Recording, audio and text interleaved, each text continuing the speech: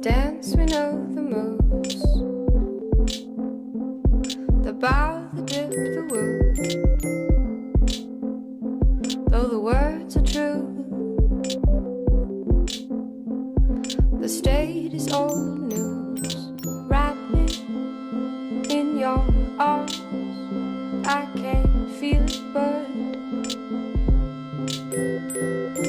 rock me in your arms, I can't feel it but get up, get down, get up, get down, feel the turn rotation and start, see the next one waiting. Get up, get down, get up, get down, get up. Sentiments are same but the pair of feet change. I know my words will dry up on the skin, just like a name I remember hearing. Wild winters, warm coffee, mom's gone. Do you love me? Blazing summer, cold coffee, baby's gone. Do you love me? Wrap me in your arms, I can't feel it but rock me in your arms, I can't feel it but get up, get down, get up, get down, feel the turn rotation and start, see the next one waiting. Get up, get down, get up, get down, get up. Sitting the same with a pair of feet change. Get up, get down, get up, get down. Feel the turn rotation and start, see the next one waiting. Get up, get down, get up, get down, get up. Sitting the same with a pair of feet change.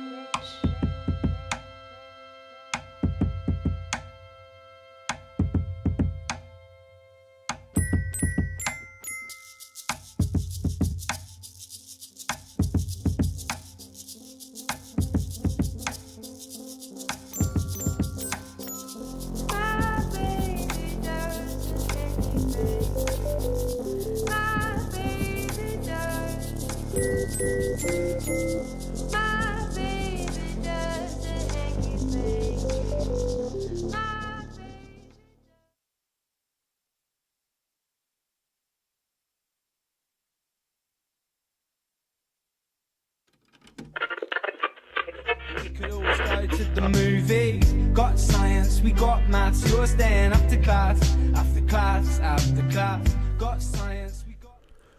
It's 1 minute past 6 and you're listening to iScience Radio. We're happy to be back after a little break that we took last week, as both Camille and I had lots of deadlines actually, so thanks for bearing with us. Last show was on Valentine's Day, and as such we played the party favourite Mr. and Mrs. game, as well as heard some beautiful poetry from Maya. It was a great show, and one filled with many guests from our Sci Comm and science media production cohort, which we always aim to have as, you know, as a goal by the end of the year, is to have as many from our cohort on the show as possible, or as close as we can get to everyone.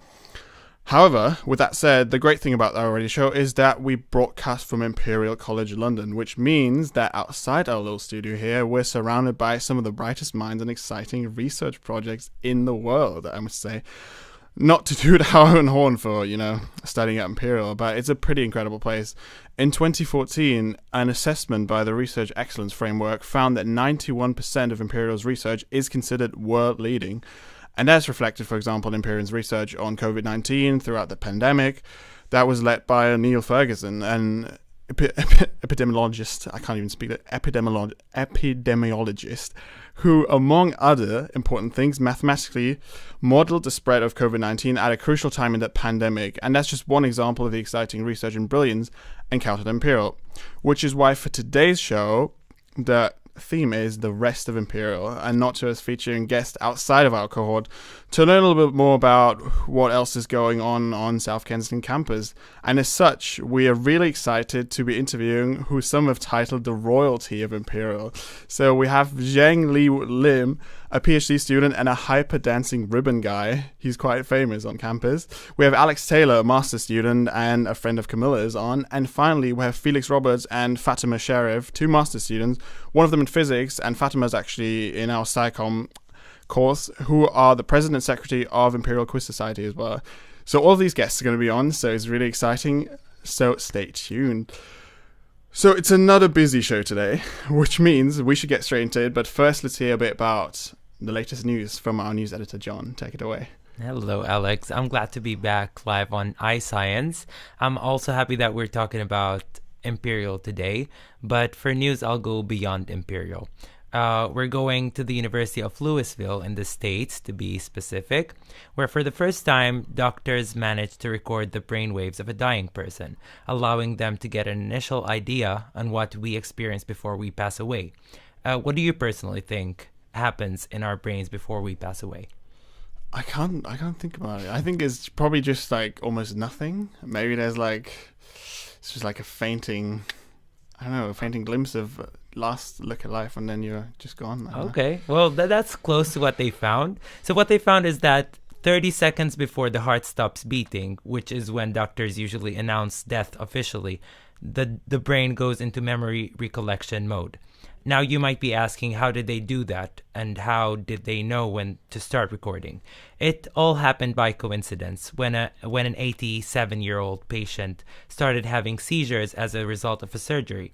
So the doctors had to put him on an EEG monitor, which technically records the neural collective electrical activity of the brain. And because he was on a do not resuscitate status, and with the consent of the family, the doctors decided to keep the EEG attached to the patient to monitor his neural activity during the last moments of his life. And what they found was so sweet and sad at the same time. So around 30 seconds before the patient passed away, his brain waves went into gamma and alpha waves, which when paired together, these two wave types indicate that the brain is going through a memory recollection process. The finding is very similar to stories told by people who went through near-death experiences, where they said that they experienced a lot of flashbacks from their lives, technically a tape of their lives played before their eyes, in addition to a sense of standing outside of their body, bright lights, and a feeling of tranquility, something we see in movies. Yeah. So these experiences have always been told by people, but never recorded, as in this case. But the fact that the recording shows neural activities that correspond to the experiences told proves that we are one step closer to getting a very accurate picture and answer to the question of what do we experience as we pass away. I want to end on a very sweet quote by one of the neuroscientists that carried out the case study, by Dr. Ajmal Zammar. He said, "Something we may learn from this research is, although our loved ones have their eyes closed and are ready to leave us to rest, their brains may be replaying some of the nicest moments they experienced in their lives," which I think is so sweet. And very touching. Yeah. Back to you, Alex. Thanks, John, for that very, very, very touching story, I must say. Sad and beautiful at the same time. It is. Thanks a lot. So that was John, our news editor, once again. Shout out. Now for our first song and kickoff of the rest of Imperial episode, we'll hear the song Campus by the alternative indie staple band Vampire Weekend.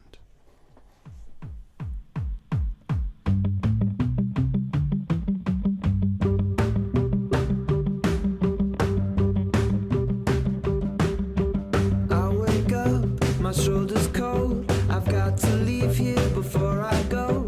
I pull my shirt on, walk out the door, drag my feet along the floor. I pull my shirt on, walk out the door, drag my feet along the floor. Then I see you, you're walking across the campus, cool professor studying romances. How am I supposed to pretend I never want to see you again? How am I supposed to pretend I never want to see you again?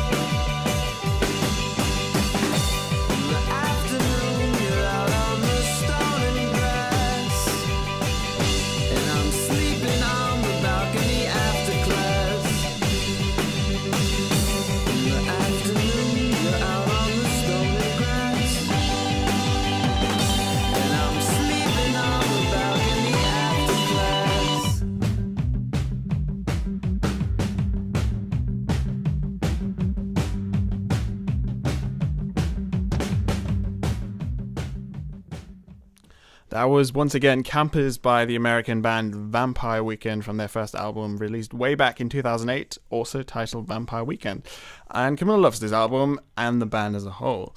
As the title of the song is Campers, and Imperial has a campus, albeit it's a city campus, we thought it would be a good fit. And speaking of campus, some of our listeners, I would say, have probably seen someone around campus, not just recently, but all the time, and that is Zheng Li, who's in the studio with us now.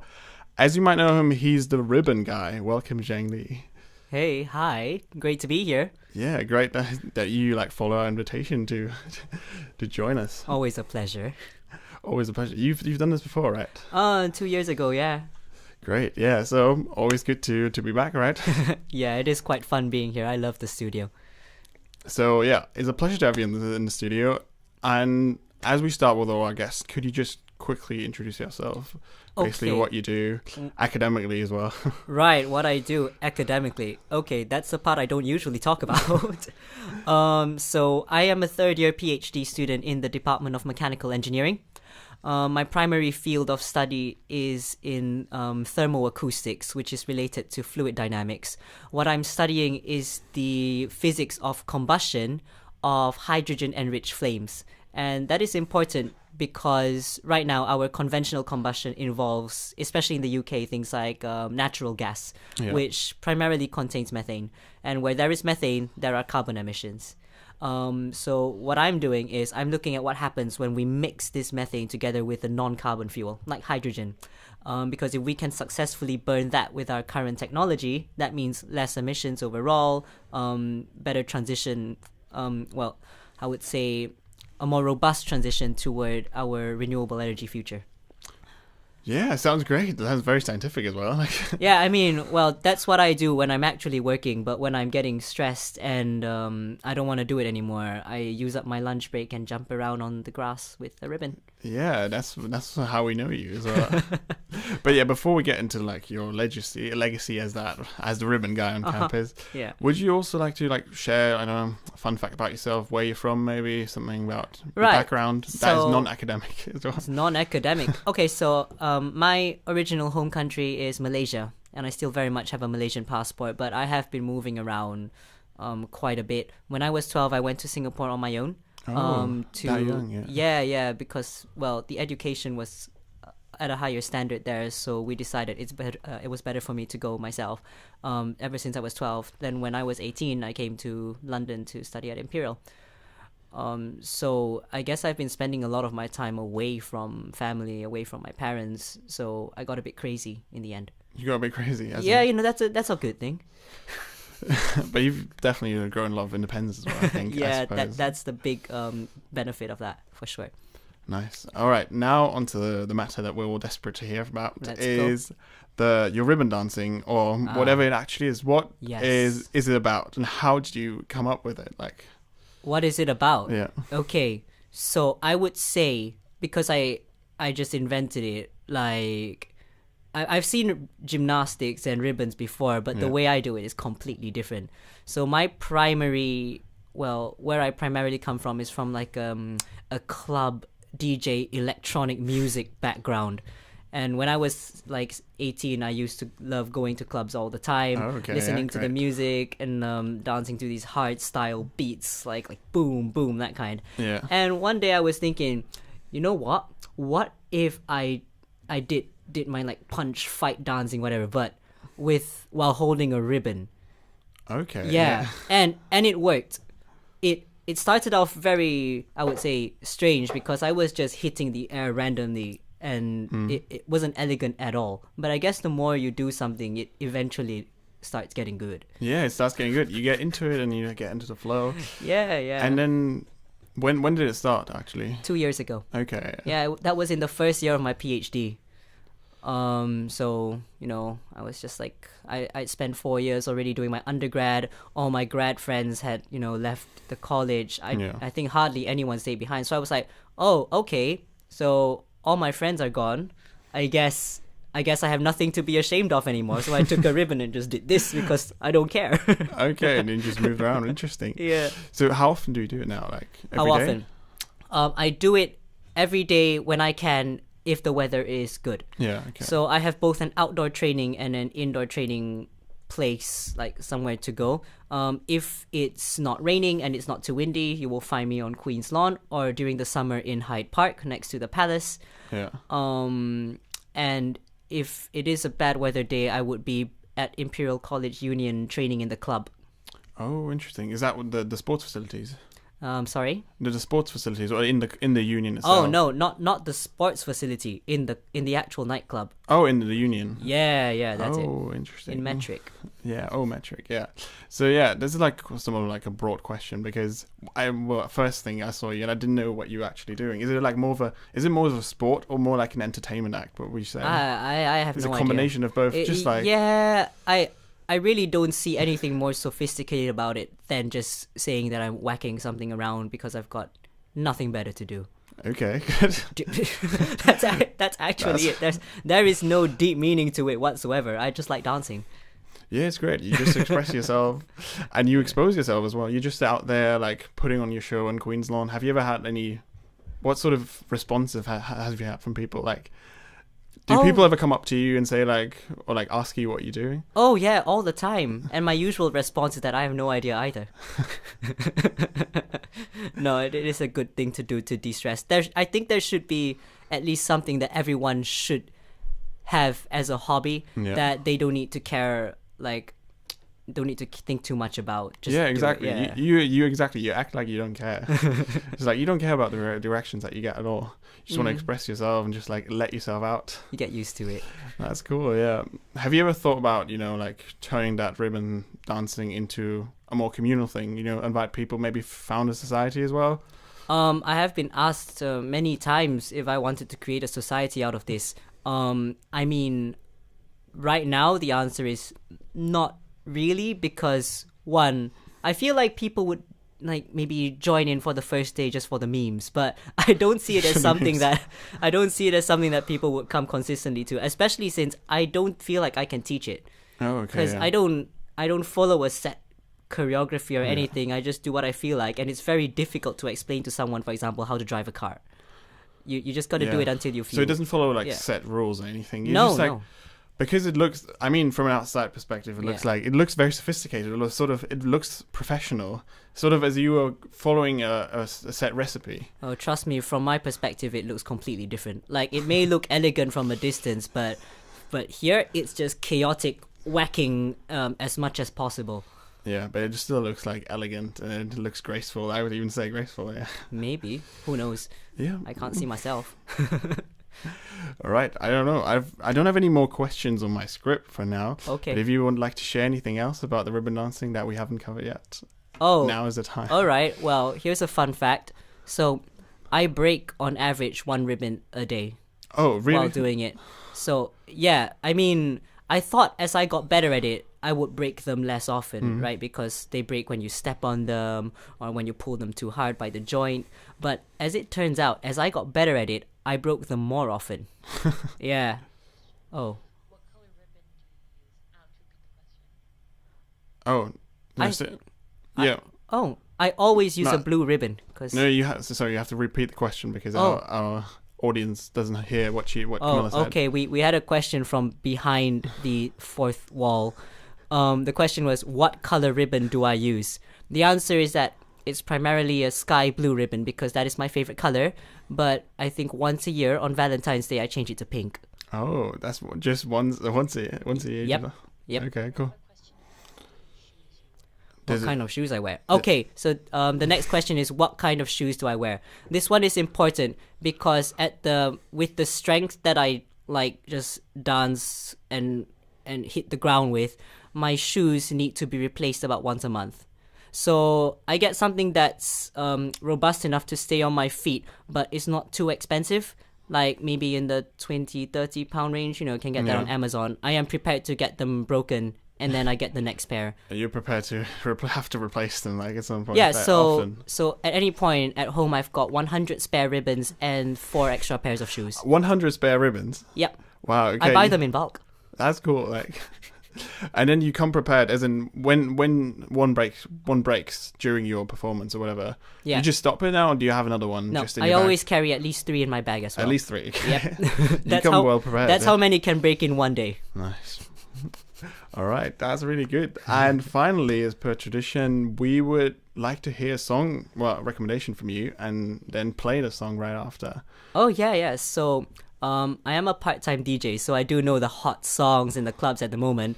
My song is, you would probably know it. It's by Glass Animals. The song is Heat Waves, but it's the Oliver Heldens remix. Oh, the Oliver Heldens, like the DJ version. Yeah. Go have a listen. All right, yeah, we're going to have a listen right now. Can we have you cue the song? Perfect. Nice. Let's go.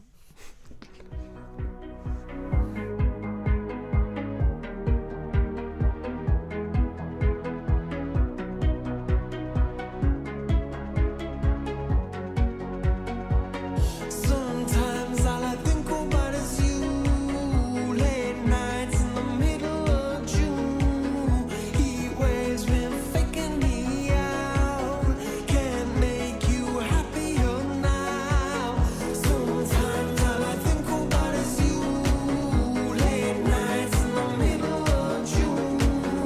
Heat waves been faking me out. Can't make you happier now.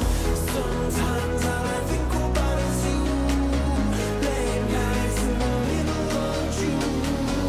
Heat waves been faking me out. Can't make you happier now.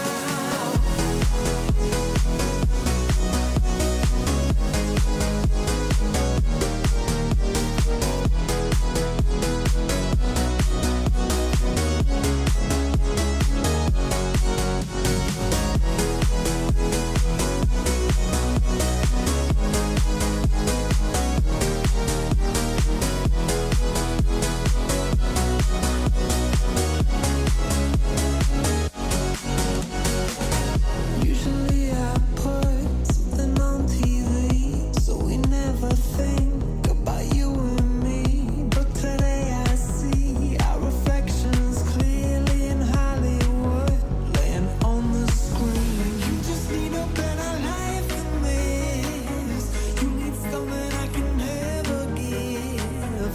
Fake water all across the road. It's gone now, the night is come, but sometimes all I think about is you. Late nights in the middle of June. Heat waves been faking me out. Can't make you happier now. Sometimes all I think about is you. Late nights in the middle of June. Heat waves been faking me out. Can't make you happier now.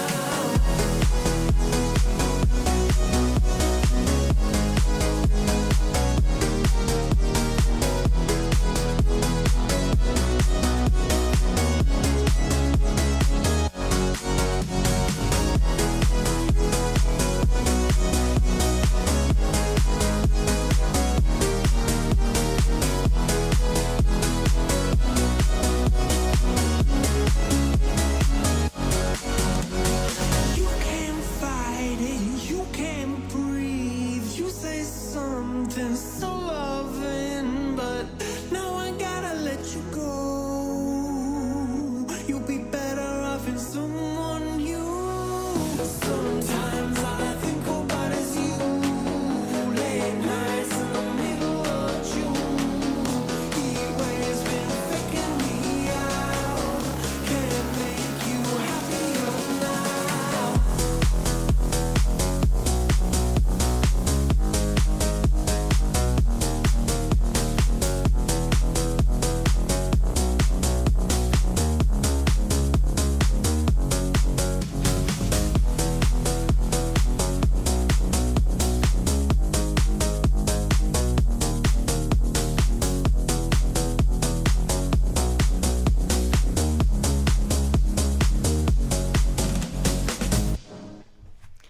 All right, so that was Heat Waves, a remix as suggested by Zheng Li. That was such a great interview. And now you're hearing Camilla, the producer. I'm at the microphone because our next guest is Alex Taylor, an old friend of mine. Well, Yeah. known you for what, like 3 years now? Yeah. Yeah. So hello, Alex. Welcome to the studio. Hello. Nice to. How are you doing? I'm good, thanks. Yeah. So, Alex, would you like to introduce yourself to our guests? Yeah. I'm Alex. I'm currently 22, and I did my undergrad here. Did a placement with Camilla at Kew Gardens, which is how we know each other. And I'm currently doing a master's in molecular and cellular biosciences, which is why I think I was invited today to talk about it. Yes. So, as you know, the topic for today's show is the rest of Imperial, and Alex and I have met up a couple of times since I came to Imperial, but we tend not to talk so much about the actual science you do. We try to catch up on other things. Yeah. So I guess the first question is, what exactly is your master? You're doing a master's by research, right? Yeah. So that means you don't have any classes. You're just in the lab. Yeah. Just every day. Every day. Sometimes on weekends too. It's a lot of work. So it's 2 5-month projects, each in a different lab. And there's a 7,000-word thesis at the end. But it's supposed to give you a lot of experience and just, getting used to laboratory work and practical work and that sort of thing. Yeah. Are you enjoying it? Like, what do you do on a day-to-day? I think, like all research, is very much a strong love-hate relationship. Yeah. You love to hate it and you hate to love it. There are times where you want to throw everything out the window. And there are times when, after you've done that for 3 weeks and you get your result, it's the best feeling in the world. Oh, that sounds like pretty like up and down. Oh yeah, it's a roller coaster. Relationship. Yeah, roller coaster. Yeah. I haven't been a roller coaster in a really long time. Anyway, but back to your master. You did your undergrad here at Imperial in just biological sciences. They like to call it biological sciences here because it sounds fancy. But that's what it was called at Exeter too. Yeah, it's just biology. Yeah. Don't make up words. It's biology. Yeah. Yeah, and then you decided to stay on for another year. Yes, I did. Loved it so much. Oh yeah, 100%. So we actually met at the Royal Botanic Gardens Kew, which is where we did our placement. Tell us a bit about the placement. What did you do there? So I was in their BISA, which is Bioinformatics and Spatial Analysis Unit, although I was also joint and shared between the herbarium and the cataloguing department. And my job was using machine learning and AI to reconcile duplicates and aggregate data sets, which is a very fancy way of saying that I scrolled through massive databases and tried to find if you have like botanical specimens now on paper, these days they digitize them, put them online, but unfortunately they can become duplicates and that affects research and analysis. So I was just trying to find those, and that was my entire thing. And then COVID happened, and I remember we were all outside the Jodrell, and I think, I'll see you guys in like 2-3 weeks. And then it was like, we never saw each other again. I know, it was strange because I think the last time we saw each other in person during that year was literally, normal day. And then we were like, okay, we'll probably go home for 2 or 3 weeks and then we'll get back to see each other. Yeah. And then we didn't see each other in person. And so, and this is a crazy story. First day of term this year, I was walking to the tube station in Kennington, which is where I live. Oh, yeah. And I turned to the side, and there's like a guy on his bike. And It was a Boris bike, thank you very much. And it was a Boris bike. And Alex goes, Camilla? And I go, Alex. And then he's like, are you off to Imperial? And I was like, yes. And that was the first time we'd seen each other in like a year and a half. Yeah, that was, It was weird. It was so weird. You were like shocked. I was like, oh my, what? Yeah. So it turns out we actually live really close to each other now, too. Yeah, you live in Kennington, right? Yeah. So what's like a fond memory you have from Kew? From Kew? Probably, it's really basic. I apologize. But the walks round Kew Gardens at lunchtime, it was like, it's lunch hour. Do you want to go see all these amazing plants and gardens and, the Prince Charles Conservatory and the Lily Garden? No, what are they called? The plant? No. The lily pad? House, yeah. Oh, the lily, was it? Room? It's something. With something, lilies and a house. Oh, we were privileged. I actually went back to Kew a couple of weeks ago. I think I told you. Maybe not. Yeah. But we'll go with no. Yeah, I want to go again because we miss like spring at Kew. Yes, it is nice. There's an orchid festival on at the moment as well. Yeah. I'm actually going to try and go back and pick up some of those old orchids, after the festival. Oh, because they're like good discounted point. And we have an inroad. Yes. I think Nikki's still there. So I'll be fine. Yes, your manager is called Nikki Nikki Nicholson. Nikki Dr. Nikki Nicholson now, actually. Yeah. Such a good name. All right, and now I actually want to talk about something that you do at Imperial that you used to talk about quite a lot during our place. Oh, yeah. Krav Maga, not Taj Mahal. Krav Maga. Yeah. Tell us, Alex, you are the president? No, No. I'm secretary. Secretary. So thank you for making me seem way believe. No, I did Krav Maga since my first year of university, and for those who don't know about it, it's a self-defense orientated martial art developed by Imi Lichtenfield, I think. Yes, or Liechtenstein, Lichtenstein. Yeah. During World War II, and he's from Hungary, but he moved to Israel, and it's quite prevalent, and it's very much associated with the Israeli Special Forces. Oh. And it was designed to be able to taught, I believe, the core basics in 120 hours to anyone to get them sufficiently up to hand-to-hand combat in like situations of war. Wow. So 120 hours. How many hours do you think you have done? I have done way more than Yeah. that, but I do not know as much as I would hope by now. We've had some issues with instructors changing over the years. Our previous instructor, he took a different approach, which wasn't as much technique focus and much more, I'd say, like soft skills of fighting. It'd be like confidence and reflexes and how to carry yourself. And our new instructor is very much more technique focused. Yeah.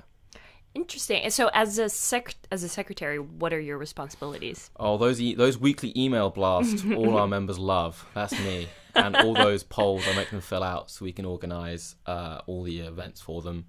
But although, because I've done it for so long now, and I was on committee since my second year, so my fourth year on committee, that we all kind of do the same role. Front man, I think, is the name that's been given to me. So I very much start the class, end of the class, shouting at people to fill out our forms, buy our merch. And You have merch? we do have merch, yeah. What I is should the have brought merch? it today. That would have been a great thing for me to actually bring. What is my the like merch? 4-year-old hoodie. It's a blue hoodie. Yeah. With my name on the back. Oh, okay. That's what you mean by I okay, may have it's- actually worn it at Q a few times, to be honest. Probably. Yeah. We're now doing new merch, so if any of you want to join Krav Maga, come along and we'll get you some fresh merch. Yeah. How many people are in the society? We have 103 members. Oh my gosh. Yeah, not that many people turn up. Don't Right. worry. It's like 30 people on the regular. You know. That's a lot. Is that a lot? I think I like so. to think so. Yeah. Yeah, I'm pretty happy with it. What's like the female to male ratio? Do you accept both? Yeah. Yeah. No, very much. We very much encourage females and Yeah. women to come along. At the moment, it's probably about 50-50. Obviously, because with self-defense martial art, a lot of it is how to escape challenging situations. We did a couple of sessions on what happens if like a guy in a club would grab you on the wrist. You know, the different ways you can get out of it, either, you know, passively or aggressively, which is the idea behind Krav, is as an instructor, like Master Shaker likes to say, you want to hurt people so they think twice before they do it again. So have you ever thought about like doing special workshops like that for people outside of the society? We have thought about doing sort of larger like day events. So the issue is we only have one instructor. Right. Obviously, the more dilute you have the instructor to trainee ratio, the harder it gets to carry on the session. But we're trying to train some of the committee members, so it's actually a possibility. Yeah. Oh, amazing. So nearing the end of our interview, is there anything else you'd like to tell our audience? Anything you're doing right now? Not particularly, no. Have you been watching anything fun recently? Have I been watching anything fun recently? Oh, I watched the second season of The Witcher. If any of you've watched The Witcher. I'm not entirely sure on it, to be honest. As in, the first season was good because it was a bit weird. The second season, I felt some of the acting was a bit stunted. But apart from that, I enjoyed it. I'll watch season 3, obviously. Okay.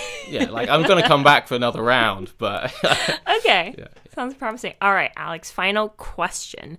As is customary to all the guests we have on our show, would you like to recommend a song for us to play? Yeah. So I have an earworms pretty bad in the lab. I'm always humming to myself. And the one currently stuck in my mind is Hot Tea by Half Alive.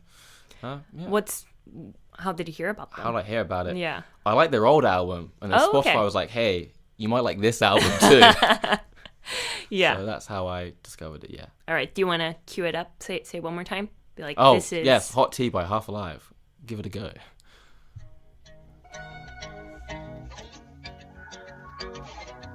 I really do wanna be crashing into your shore, wrapping all around you, sinking to the ground floor, ocean deep. Wanna be here at your door at 12 a.m. and sleeping on your porch until you get in. Looking into your eyes endlessly, falling into your life desperately. Sitting in your feet, sucking in all your energy, sip you through my front teeth. Hold you in my hands like hot tea, knowing I'm safe 'cause you want me. Sitting in a garden at your feet, you and me, only. On and on and on, calling at the corner of my heart, yeah. Can't afford to lose you any longer. Holding you like hot tea, you and me, only. On and on and on.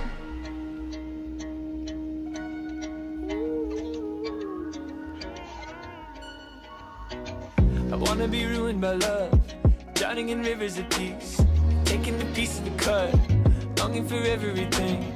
Take it all in, life-size bites. I'ma be outside, up all night in the stars, pale moonrise, longing for everything. Looking into your eyes, endlessly, falling into your lap, desperately. Sitting your feet, soaking in all your energy. Up right now, I wanna be too close.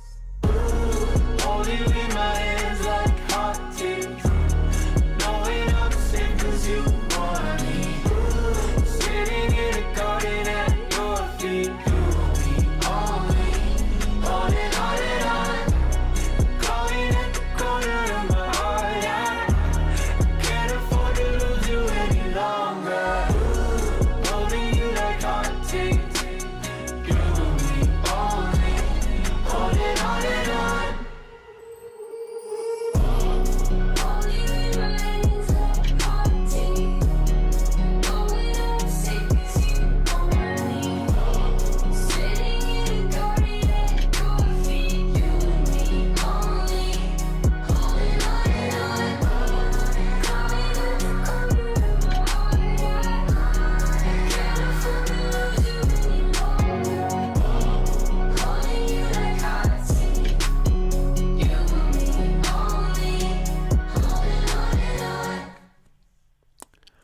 That was once again Hot Tea by Half a Life. Thanks for Alex's recommendation.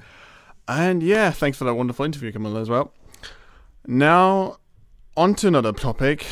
It just goes to show what the guests that we've on, what creative minds Imperial brings together. And that certainly benefits the scientific research that happens here as well. So in that sense, let's turn our attention to what Imperial College is first and foremost known as, which is a research institution. So let's zoom in on, one of the exciting research projects that are happening here at the moment, which is the EAVI 2020. And that is a €22.9 million initiative to accelerate the search for an effective HIV vaccine, actually, which has been running from 2015 and is expected to finish this year, so by the end of 2022. And the EAVI 2020 team, which is led by Professor Robin Shattuck from Imperial College London, brings together leading HIV researchers from lots of public organizations and biotech companies, actually, from across Europe, Australia, Canada, and the US. So that's quite an international collaboration. And they're basically pooling all the knowledge together. And they're trying to develop novel candidate vaccines that can be taken through to human trials within 5 years. So EAVI 2020 is funded by the EU grant under the health program of Horizon 2020. So a little note on the side on that, because Horizon 2020 was the EU's research and innovation funding program from 2014 to 2020, so it's officially not running anymore, but the project's still running, so that's still under that funding program. But that Horizon 2020 project or program has been replaced now by a new program called Horizon Europe. And that will run until 2027 with a budget of nearly €100 billion. That's quite a lot. And its goal is, and this is a quote from the Horizon Europe website, to tackle climate change, help to achieve the UN Sustainable Development Goals, and to boost the EU's competitiveness and growth. So the question then is, as the UK has left the EU with Brexit, what does that mean for research at institutions like Imperial? Can they still get funding from the EU? And the good news is, in this case, that British institutions and the UK will become an associate country to Horizon Europe, and UK researchers can already access funding under that program. All of the final steps to complete the association are still pending. Anyway, back to the EAVI 2020. Yeah, where are we with this exciting research is the question. So to this day, there have been 89 peer-reviewed papers that have been published as well, and EAVI brought also 9 promising candidates to clinical trials, which is really, really, really promising because, HIV is such a massive, quite threatening disease.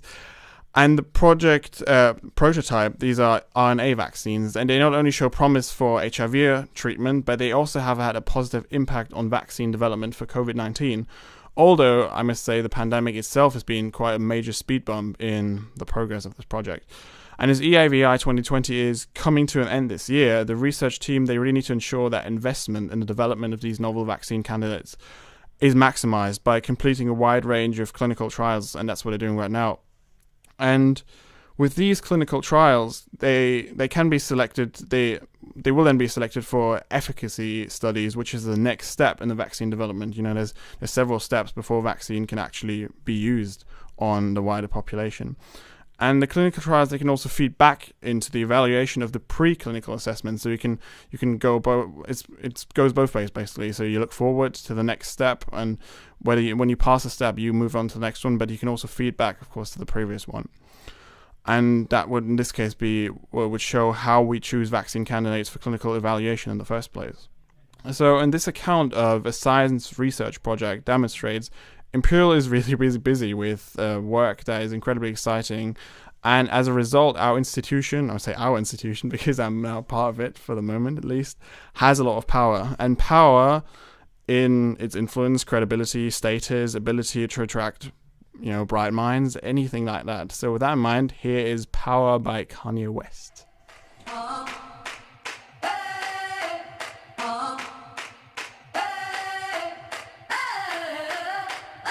I'm living in that 21st century, doing something mean to it. Do it better than anybody you ever seen. Do it. Screams from the haters, got a nice ring to it. I guess every superhero need his theme music. No one man should have all that power. The clock's ticking, I just count the hours. Stop tripping, I'm tripping off the power. Broken, the school's closed, the prison's open. We ain't got nothing to lose, motherfucker, we rollin'. Motherfucker, we rollin'. With some light-skinned girls and some Kelly Rollins. In this white man world, we the ones chosen. So good night, cool world, I see you in the morning. I see you in the morning. This is way too much, I need a moment. No one man should have all that power. The clock's ticking, I just count the hours. Stop tripping, I'm tripping off the power. Till then, fuck that, the world's ours.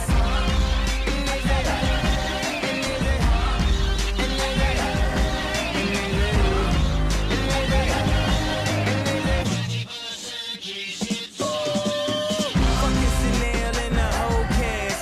Tell them Easy said they could kiss my whole ass. More specifically, they could kiss my asshole. I'm an asshole, you niggas got drugs. You short-minded niggas, thoughts is Napoleon. My furs is Mongolian. My ice brought the goalies and I embody every characteristic of the egotistic.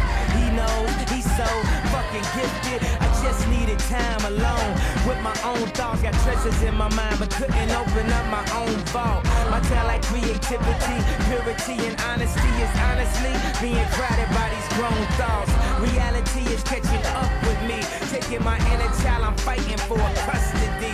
With these responsibilities that they entrusted me, as I look down at my diamond encrusted piece, thinking no one man should have all that power.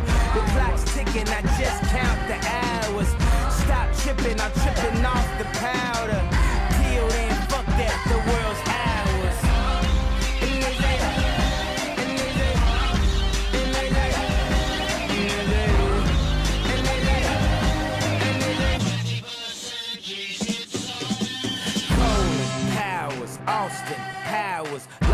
translation with a whole fucking nation. They say I was the abomination of Obama's nation.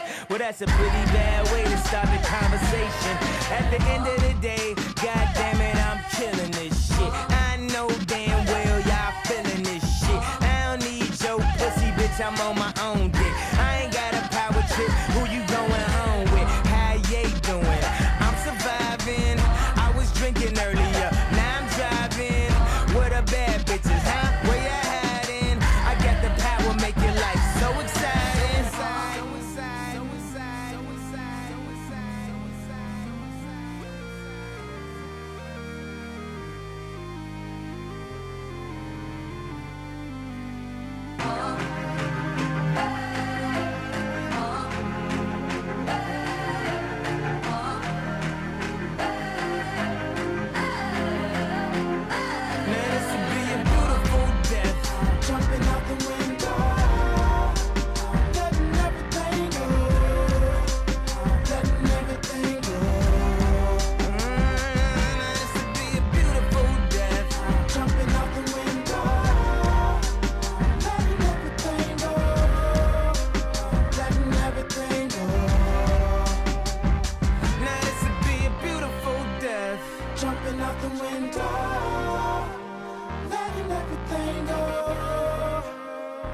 Everything go.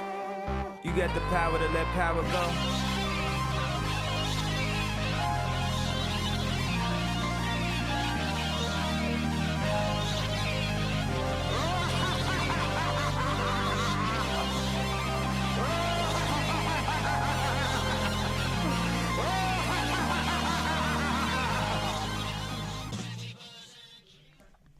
What a song. One of Kanye's best, I think. That was Power, released in 2010 as the lead single of Kanye's album My Beautiful Dark Twisted Fantasy. Massive shout out to Ingrid from our course for recommending us to play this song in reference to Imperial's significance. And now on to our final part of the show today, which is an interview with Fatima and Felix about Imperial's Quiz Society. And it's actually Felix's birthday today, so we recorded this interview just beforehand, as Felix had other plans for tonight, of course. So we're going to roll the clip now. Yeah, exactly. I can. Sure. Yeah. But I'm remembering. Sort of just solving field equations and shooting lasers that I sort of usually associate with Imperial. So it's a really nice change. Yeah, well, I think our department is somewhat extraordinary, special in that sense. That's one way of putting it. Yeah, anyway, let's get down to the reason why here is the quiz soc. Yeah. So the Quiz Society of Imperial College London is run by you two, basically, and lots of other people. So Fatima, you're the president, and Felix, you're the secretary, right? Yeah. So yeah, could you just briefly talk about your role and what does that entail? Yeah. So basically, the main role of the Quiz Society is to run quizzes. Usually, we tend we are dabbling in hosting pub quizzes, but mainly we focus on academic quizzing. So there is a format that we have imported from America for our sins,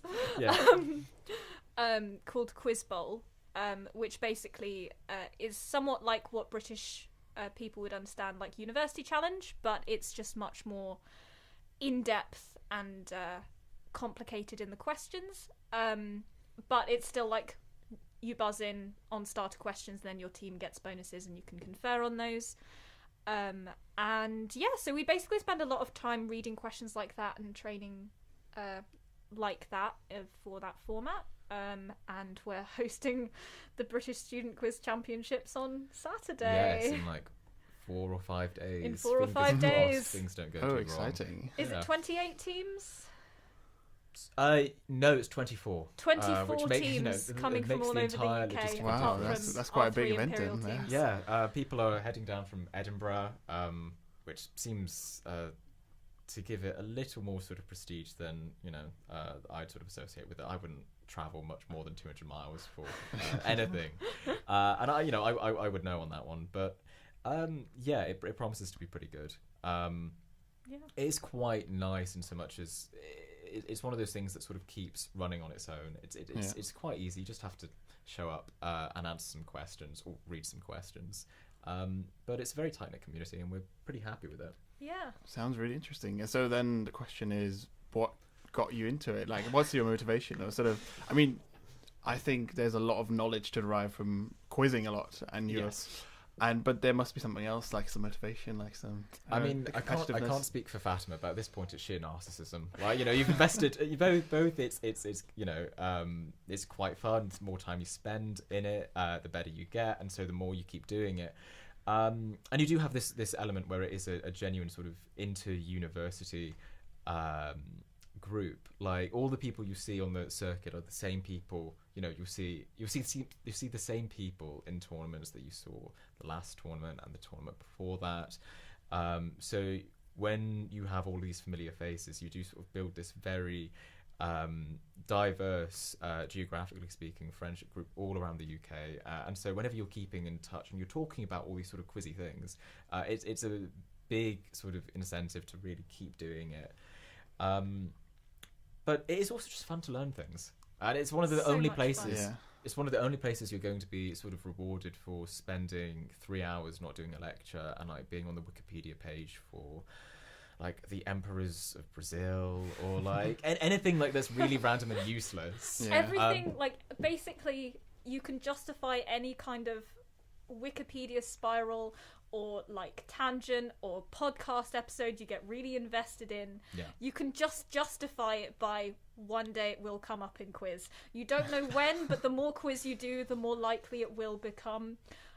Like, for example, there was a question the other day where Limetown, the podcast, came up, and if you've done Gareth's radio module, he made us listen to an episode of it, and that came handy in quiz. Oh yeah, so, I can see that. And literally, like, the more questions you do, the more likely it is that the stuff that you know will come up. I've got like points in quiz because of my childhood watching Buffy the Vampire Slayer. So Yes, is basically all your experience is very useful. Isn't it? everything. It ends up being very sort of like Slumdog Millionaire, where it's like, well, I know that because when I was 16 years old, you know, I memorized a poem for this poem for a girl, or that has actually happened in quiz. I'm not proud of it, but or you know, like, oh, my mum once mentioned this to me, like, in passing. You do get all of these sort of very weird sources of information, and there is almost a delight in sort of being able to recreate it when you're answering the question. You're thinking back on all those memories. Yeah, and That's it's really very interesting. satisfying. Yeah, it's like it draws a connection to It is, yeah. It's a bit like sort of like in that sort of moment in Search of Lost Time where he eats the Madeleine or Madeline? The Madeleine. Madeleine, yeah. He eats the Madeleine, and then suddenly he has this huge flashback to like all of his life when he was 7. For people who don't know the Proust reference, it's basically like in Ratatouille. Yes, when the critic that's eats the the other reference. Ratatouille, and then like that same concept. Yeah, take whichever one you want. You know, it can go both ways. But it's just incredibly satisfying. Yeah, probably also like good to like just take your mind off things, especially if you like have lots of deadlines, and then and the thing is that, well, I just experienced that after like a big like chunk of deadlines. After that's gone, you plunge into that hole of sort of nothingness, so you're sort of almost bored, and you need to like some activity to do something else. It does give you something to focus on. Yeah. The sort of worry is sometimes, depending upon your level of obsessiveness, it does go the other way. It's like, well, no, I'm not procrastinating. Felix I'm knows just training. way too much about Italian Renaissance painters. There is no such thing as knowing too much about the Renaissance. Thank you very much. But yeah, like yeah, it is. It is quite satisfying. I mean, what's sort of more satisfying at the end is when, you know, after you've sort of done a tournament, you get to close all of the Wikipedia tabs you've kept open, like learning about everything. But this notion that, you know, that the ability to be able to sort of connect pieces of knowledge to learn even more, and then be like, oh, well, actually, it's like this because this guy was here and this guy was there, and that's the connection. You'll have that a lot in quiz, learning all these different things, and it gives you like these perspectives that you wouldn't normally have. Which does end up being satisfying. Yeah, on the downside of it though, is, well, have you ever thought, like, fear that you come across as way too nerdy? That's just like at some point you just have to accept who you are. Like, I mean, it depends because, like, again, I'm a physicist, so it was always going to be an occupational risk. But, you know, all the stuff I learn, at least, is like literature and painting in particular. So there, it's all sort of niche, but it's kind of nice that in life you can go through and you can go to an art gallery and you can see everything on the walls and you can be like, well, I know that's a Perugino, and you can see, you know, the seeds of Raphael in that painting, and the person going around with you is incredibly bored, of course, but you are having sort of, you know, a good time. Felix is very fun to go around an art gallery with because he knows so much. It's very That's fun. interesting. That's cool. Yeah. Yeah. But you know, you do get to a point where you'll have conversations with people, and you're like, you know, we're talking about like really like esoteric stuff that nobody cares about. Like maybe we could just go outside and like go on a run or something. Yeah. like that thought does cross your head. But like there was a moment where I was telling in training, I was telling them like, oh, you absolutely just have to have random stupid conversations with each other, and we had a long tangent about Swedish monarchy. Oh and yes, how all of the Charles XIV Bernadotte. Bernadotte, and how yes. all of the children were named like after Henry. Oh Like, they yeah, were no, called sorry, that Heinrich. was one of the principalities of the Holy Roman Empire, where they saved like Henry III of the Holy Roman Empire, like restored this family's fortunes, so they ended up as in sort of honor. I think they named all of their kids Heinrich. Oh, really? But all of the kids from the like 14th century onwards ended up having to be called Heinrich. Yeah. So the way they differentiate them is they'd be numbered. Yeah, So the and first first, Heinrich second, in the something. century would be called 1. But like they'd reset every century because it would still be okay. obvious. But you'd end up by the end of the century, you'd have like Heinrich 94. And so one of these ended up being like king. So you like in the Holy Roman Empire, there was very briefly a prince who was like Heinrich the 72nd, which is, again, that's completely useless, but it is quite fun. But it does make you more fun to chat to, I think. Yeah, it makes for a nice like trip. Like, Yeah. your mind goes in places. Like, Yeah, that's one way of putting it. Now, yeah, more speaking about Fatima, you participated in the University Grand Challenge. Yeah. So yeah, it's amazing. I think that you participate in that. Can you just like talk a bit about it? What does it entail, and yeah, how did you experience it? So it entails. So one of the things the Quiz Society does is we run our own trials. So it entailed me and Felix coming to trials and then ending up on the team, which was quite. I was not expecting it because before this, I didn't really do any buzzer quiz or any kind of competitive quizzing. I just like trivia. Yeah. Yeah. I think it's someone. I think like when you meet someone and you realize this person is so quizzy without having done quiz. I think I was that without realizing. Yeah. And yeah, so I got on the team. We have a written test and then a buzzer trial, and basically the society before us, so the president and everyone who's on the committee at the time, basically put our team together based on what our specialisms were. So if you've seen our episodes, you can tell that Max loves geography, but Believe it also or not. everything around geography, the history, the linguistics, the flags, all of that stuff. Like he's a very very integrated knowledge. And Gilbert and Michael Mays are very good with classical music, and they are the physical scientists, whereas me and Max are more the biologists on the team. Me and Michael Mays are more the literature players. Me, Michael and Gilbert all learnt a lot about art. Like we said, we go to so many art galleries together, so we all know a lot about art. I'm the film player for my sins, and stuff like that. So we basically like, when we did the trials, I was getting the questions on the literature and the art and the biology, and when they put the team together, they realised, oh, that's what she's good at. She fits perfectly into this sort of niche of what we're looking for. It's interesting to see that you build up the team like step by step based on Yes, their levels of expertise as well. So Yes. people sometimes think that it's a thing of like you'll take your 4 best quizzes, and so sometimes that does actually put people off when they're sort of applying. They're like, well, I'm not good enough. But actually, what you want is people who. I mean, sometimes that's useful, and you do generally need somebody who's got a sort of a good knowledge of everything, but you really want these people who have very, very sort of like concrete spikes on what they know. Like Specialisms. Max, for example, I mean, you know, if you see him on television, it's very obvious he knows his geography very well. But if you ever ask him, if he ever asks you where you're from, he'll be able to name sort of like every town around it without having been there, and it's terrifying, right? But if you asked him who wrote Jane Eyre, I'm not sure he'd be able to answer. Which is you know cool knowledge for me and Felix, but like it's not within his remit, nor should it be, because it's a team quiz. And so basically like that's how we do it at Imperial, and that's worked pretty well for us, I think. As far as our team is in the semi-finals, the team got to the semi-finals last year. Wow, we won the year before that. Like it's it works well for us. And then we went on the show. We had to have an interview and a test to actually get on the show, because this is just stuff that the society did to pick the team that was being put forward. We then had an interview with the producers, and then we filmed 3 filming blocks last year. Felix was in the green room for all of it. Yeah, so you see, seeing everything like go off, like it's actually like you're watching an episode live, which is an interesting experience, but really a lot kinder than being in the seat itself and actually playing it.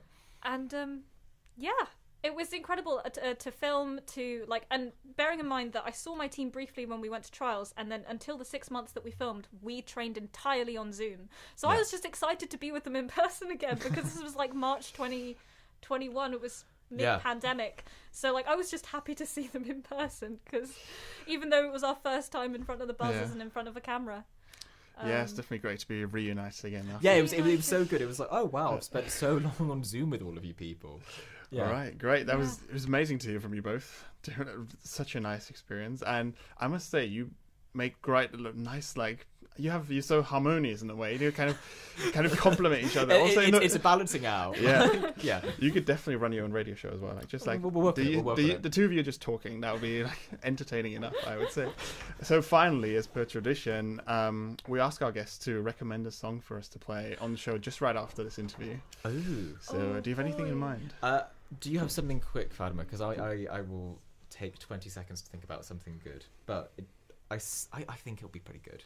I'm, a narcissist. I'm just thinking about what I've listened to recently. Any genre is welcome. Any genre is welcome. Okay. I'll let you think about it, because I've got. I think I'd go "Good Will Hunting" by Black Country New Road, which is. It got released 2 weeks ago, but it's excellent, and it's very, very close to my heart.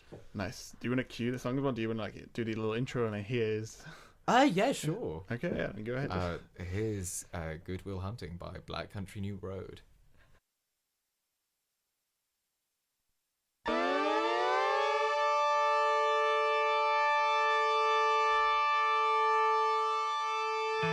walk up on the raised edge, hands out for balance, slipping you almost grab mine, but you find your feet.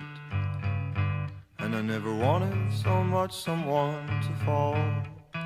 It's just been a weekend, but in my mind we summer in France with our genius daughters now. And you teach me to play the piano. You call, I'll be there. What's more, I'm scared of the phone. Don't ring it, please know that I'm just trying to find some way to keep me in your mind. And later on,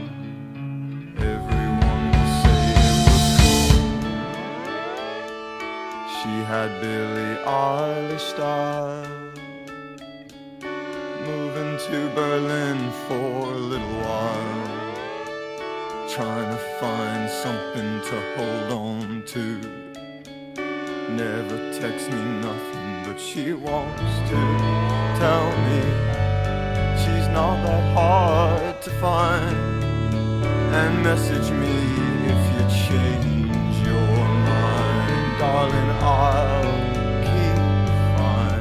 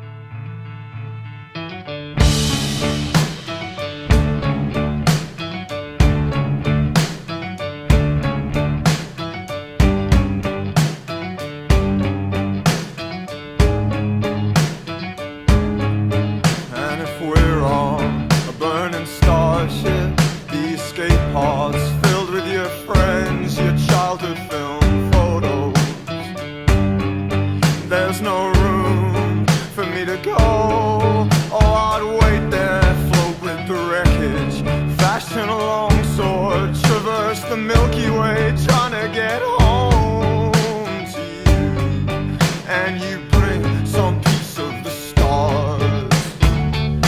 Call, I'll be there once more. I'm scared of the phone. Don't ring it, please no. That I'm just trying to find some way to keep me in your mind.